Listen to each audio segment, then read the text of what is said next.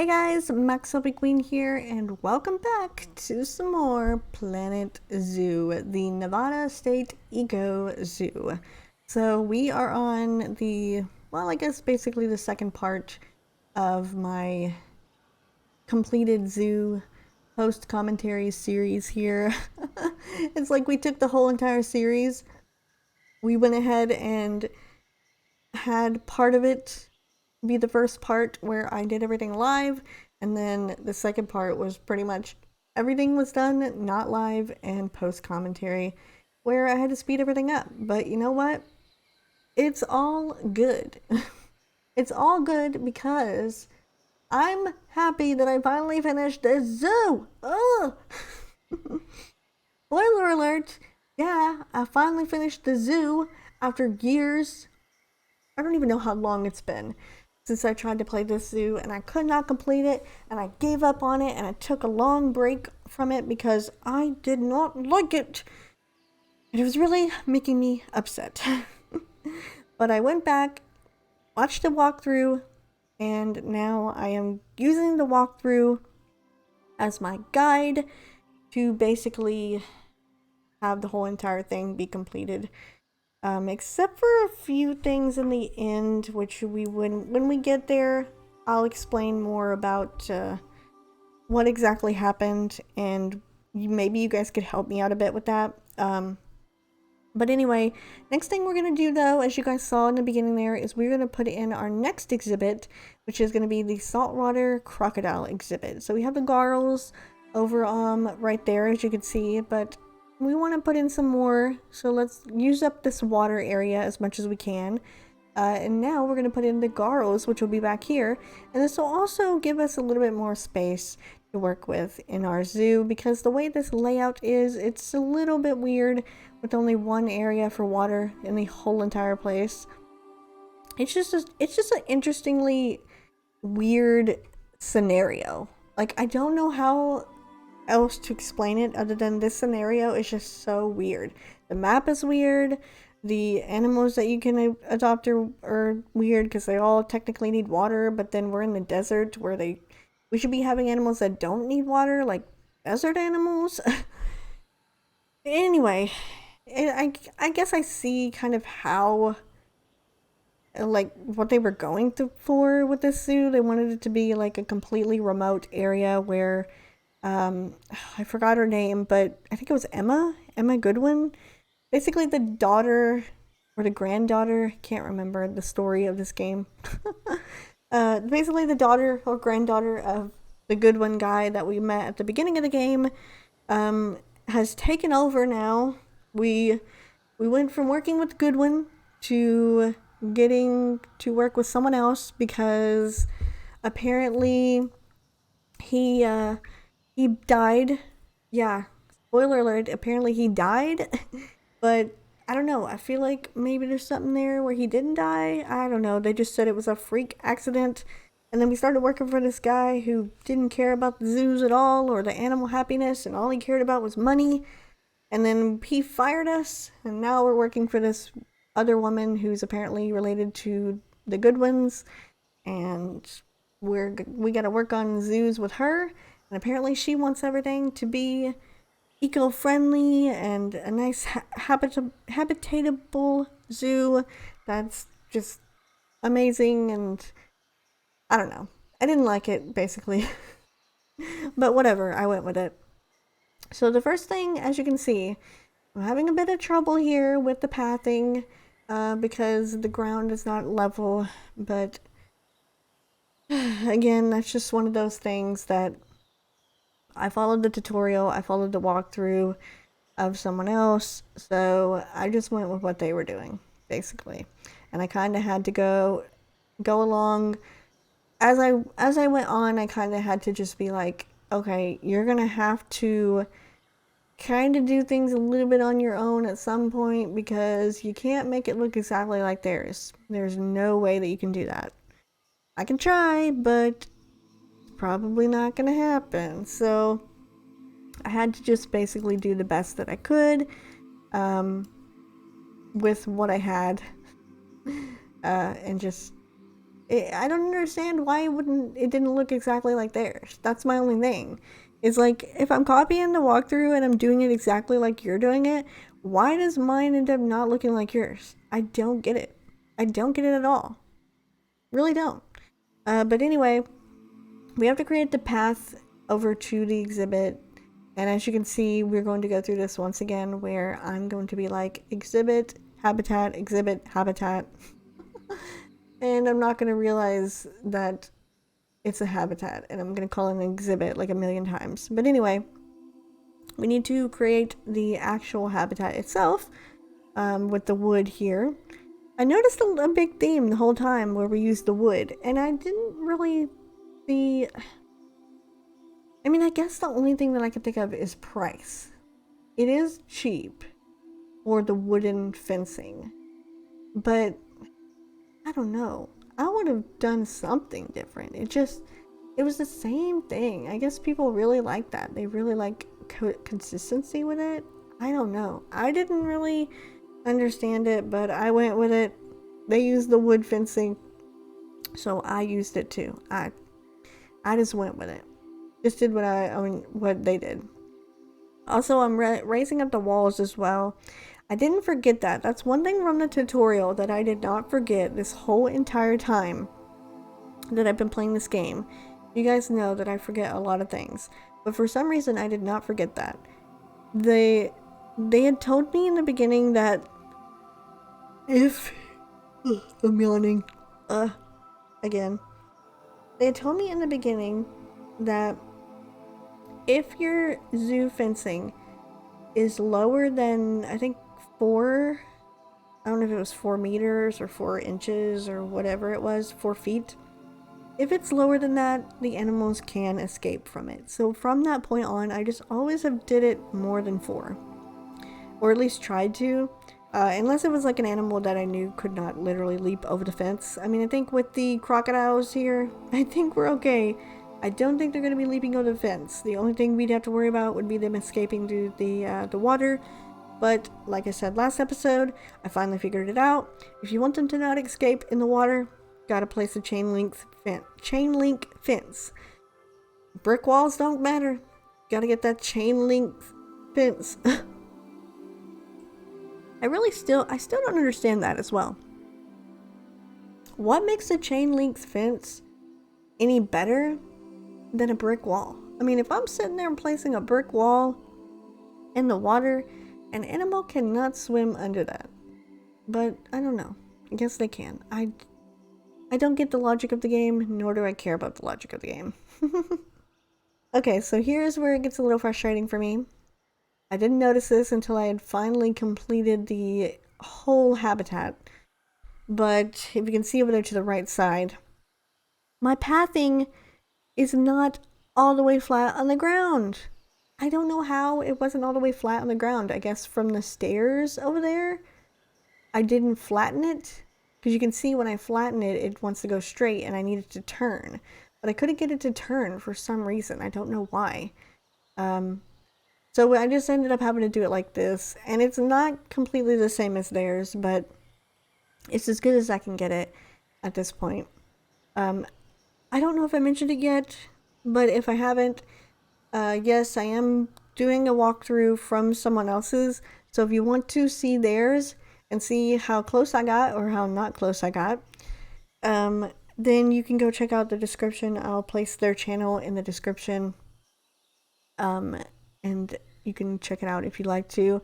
It was very helpful. It was very, very helpful. It did help me complete this scenario a lot quicker than I probably would have thought. Although it was a little meticulous at times and it did take a little while with all the different things that they kept doing. It was still nice. It was still helpful. Okay, so the next thing we need to do is, of course, this whole side of the zoo does not have any power. So we're gonna have to place a what's it called? Oh, I said it last episode. Solar panel? I think it's a solar panel, yeah. We had to place a solar panel into this back area here. And like I mentioned before, the guests do not care about the solar panels, so it doesn't have a negative effect on them, which is very, very helpful. I might actually end up doing that in the future. um, in my other zoos, because if it doesn't have a negative effect, I can place it pretty much anywhere and they won't complain about it. The only problem as well, though, is that um, you have to research it to a certain point to be able to use it. It does take a while to research, and it doesn't have as big of a range as the regular transformers do. So it won't cover as much of an area. So you'd have to put multiple ones in different areas to get it to cover. But anyway, next thing we need to do, of course, is place our saltwater crocodiles into the quarantine area. As you can see there, I managed to get a gold ribbon crocodile. I don't know if that has anything to do with anything, but generally whenever I play, I kind of like to get the gold or silver ribboned animals. I think it has something to do with just their overall breeding and like their overall health in general.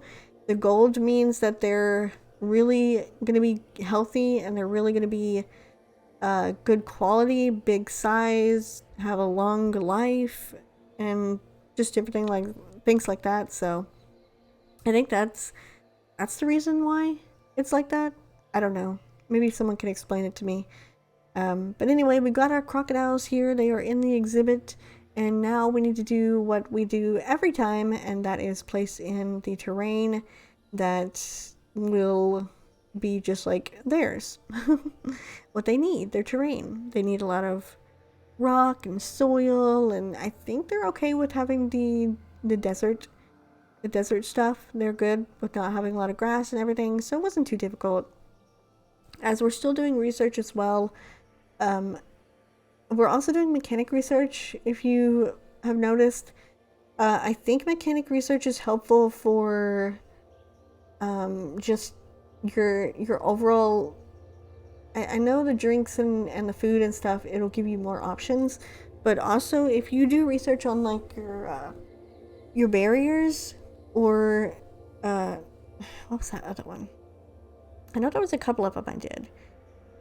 I did one on barriers, I know, but I did another one and I couldn't remember what it was that I researched. But yeah, I doing research on that stuff I think helps. Because apparently they like, I think your barriers will last longer. They won't crumble and they won't fail or break as often. I could be wrong, but I think it just helps overall. So doing research on it is definitely something I would recommend. So if you want to do that, do it. If you don't, it's fine. If you're strapped for cash, I wouldn't recommend doing mechanic research. I don't think it'll help you too much, but either way, it's definitely worth doing if you know you're going to be playing a scenario for a really, really long time. Okay, I had to get a drink there.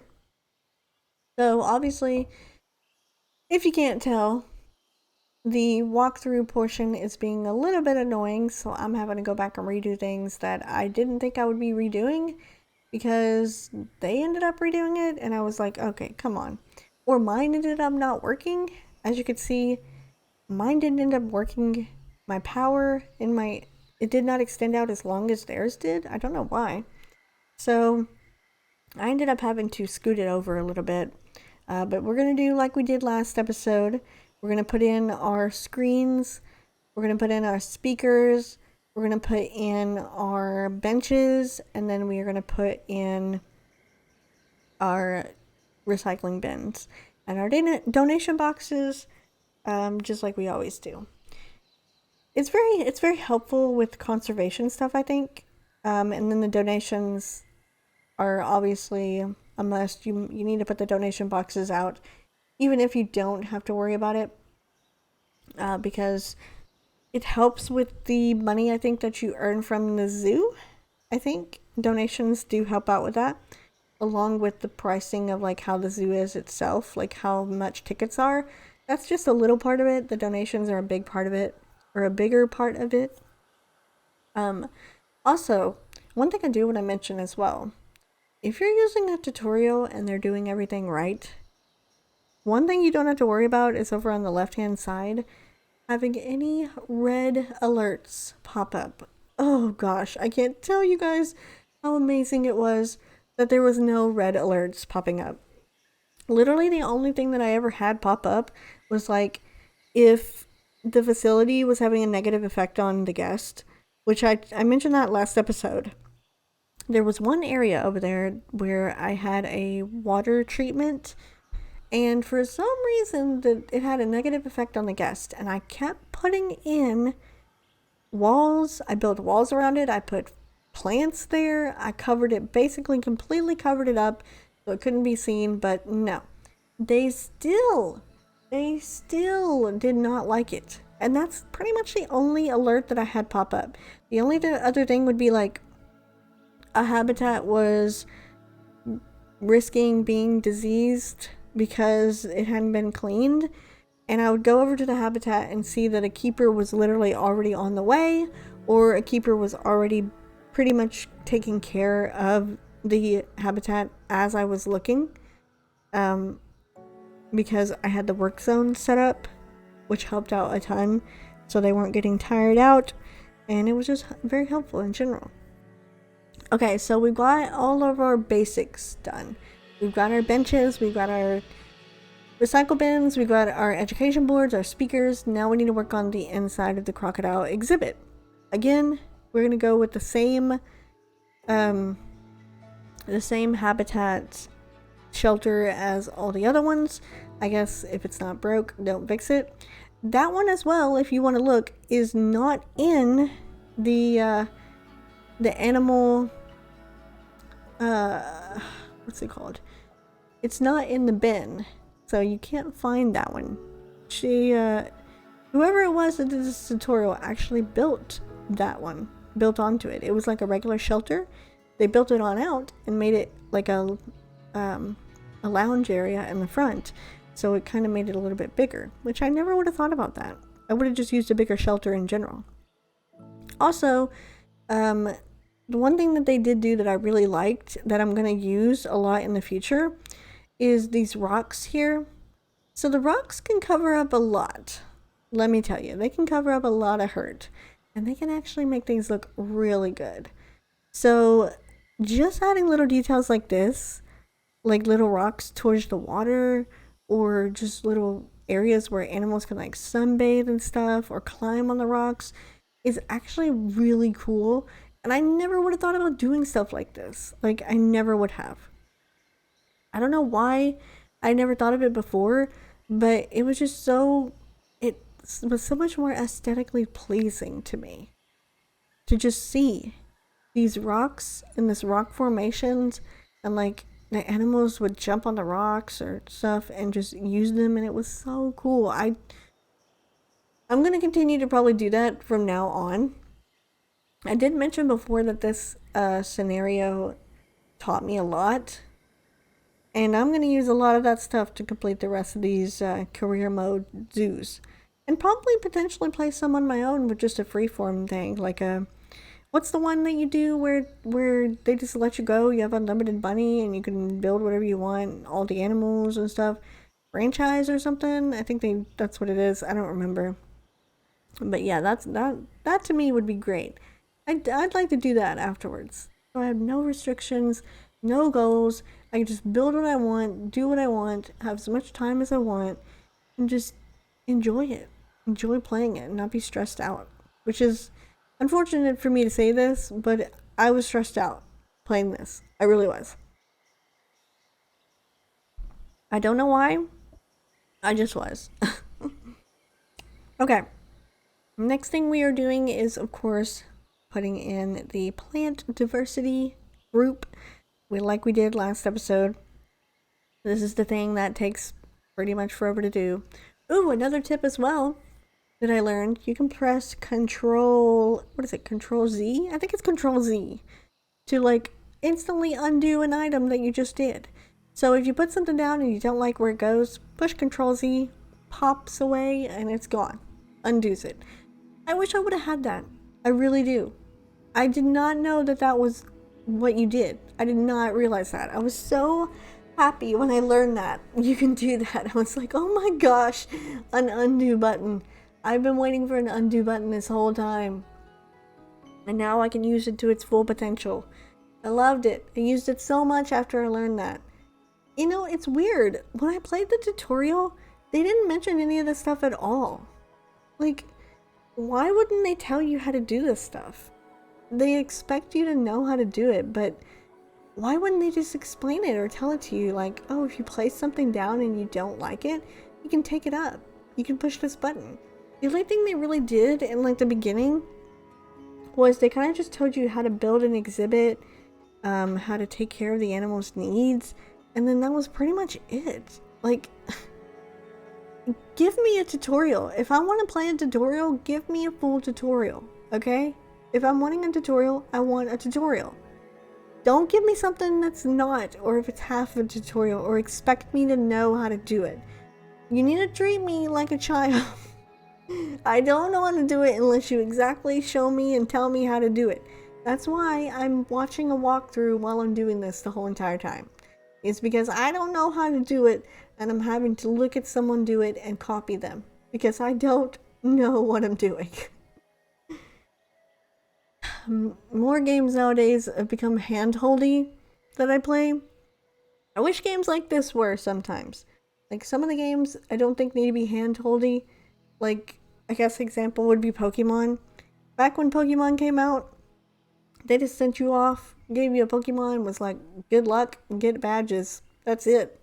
No help whatsoever. Now they're telling you exactly where to go, exactly what to do, exactly how to do it, and they're even highlighting some of the words to let you know you need to go here and you need to do this, or repeating it multiple times. That's what I need for a game like this. I need you guys to sit there and just be like, hey, this is what you do. This is how you do it. Exactly how you do it. Just like this. Oh, geez. Anyway, next thing that we're doing, as you can see, is we're still working on the plant diversity and stuff like that into the exhibit. We want it to basically look as good as it can look before we get back into the game. I pause it so that the animals don't, well, their welfare and stuff doesn't go down, because if it does, it can be trouble. But that's pretty much all we're doing right now. We're doing the same thing we've done before. And this, again, will help you guys if you haven't got your plant diversity up yet. If you haven't been able to complete that part for some reason, this is very helpful with that. I do think it's a little, again, I will repeat it and say I do think it is a little meticulous. I think it isn't necessary to do this.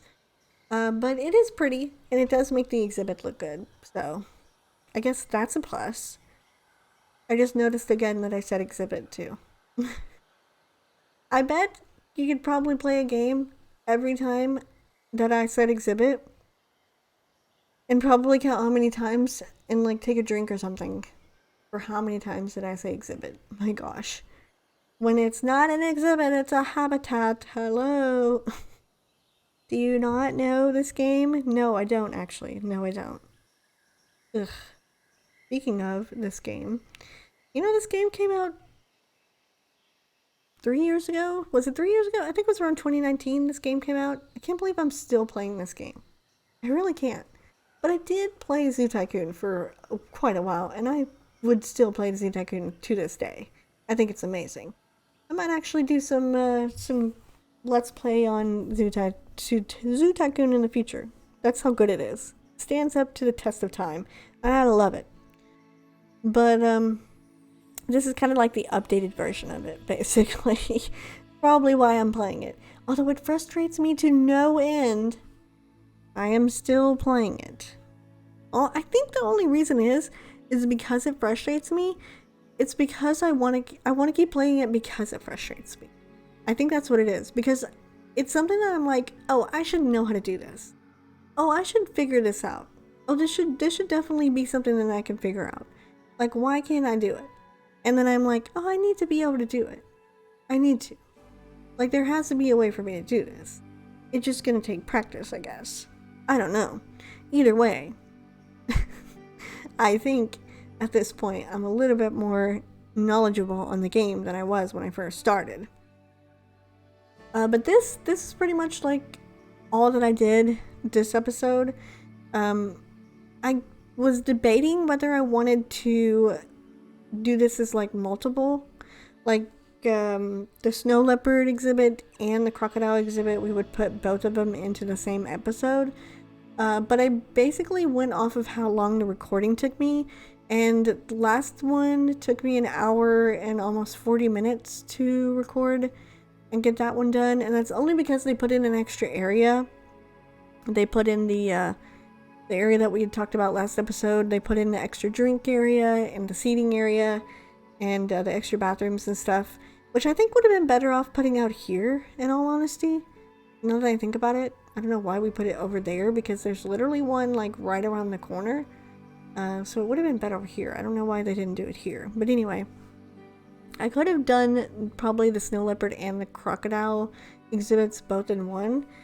But since they both turned out to be about an hour in length for both of them, I decided to go ahead and just split them up into two. Because at this point, all we're doing is we're just trying to complete the scenario. That's all we're trying to do. And we're almost there, basically. We're almost complete with it. I'm so happy we're almost done with it. But it does look good. You have to admit, though. The place does look good, and it does look decorated and way better than I used to do it. You guys remember? Remember when I would put in like multiple plants of the same one and just like put them around the place and be like, oh, this looks cool. I'm not worried about how it looks. I'm just gonna place it in here and place it here and place it here. It's fine. It'll be fine. This is something I never would have thought of in my wildest dreams, to be honest.